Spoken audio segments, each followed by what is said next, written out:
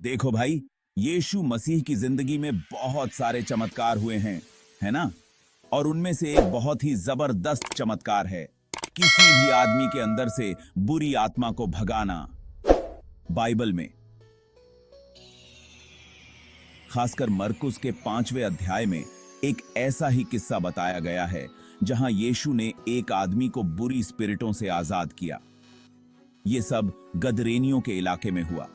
जब यीशु नाव से वहां पहुंचे तो कब्रों में रहने वाला एक बंदा जो बड़ा परेशान था उनकी तरफ भागा। उस आदमी के ऊपर तो ढेर सारी बुरी स्पिरिटों का कब्जा था और वो खुद को बहुत तकलीफ देता था।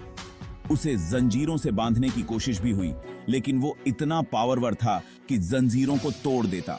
दिन रात वो चीखता चिल्लाता और अपने शरीर को पत्थरों से घायल करता रहता। उस बंदे ने जब यीशु को देखा तो उनके पास मदद मांगने आया। वो जानता था कि यीशु के पास भगवान की ताकत है और उसने यीशु से कहा, अरे भगवान के बेटे, मुझे क्या करना है तुझसे, मुझे मत सता। यीशु ने उससे कहा, अरे अशुद्ध आत्मा, इस आदमी से बाहर निकल जा। यीशु ने उस आत्मा से उसका नाम पूछा तो उसने बताया कि उसका नाम लिजियन है, क्योंकि वो तो कई स्पिरिटों का झुंड था। उन्होंने यीशु से हाथ जोड़कर कहा कि उन्हें कहीं और भेज दो। यीशु ने उन्हें पास में चर रहे सुअरों के झुंड में जाने की इजाजत दे दी।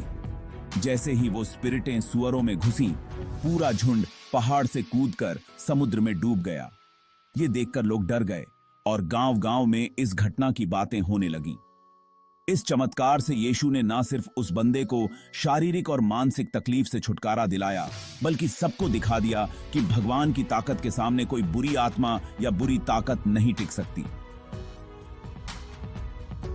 इस चमत्कार से हमें यही सीख मिलती है कि यीशु सिर्फ बीमारियों को ठीक नहीं करते थे, वो स्पिरिटों को भी शुद्ध करते थे और लोगों को जिंदगी के नए रास्ते पर चलने के लिए तैयार करते थे। आखिर में ये घटना बताती है कि यीशु हर किसी को बचाने के लिए कितने तैयार हैं। वो किसी भी तरह की मुसीबत, फिर चाहे वो शारीरिक हो या फिर आध्यात्मिक, उसे दूर करने में पूरी तरह से सक्षम हैं। उनकी प्यारी ताकत और करुणा हमें आज भी हिम्मत देती है।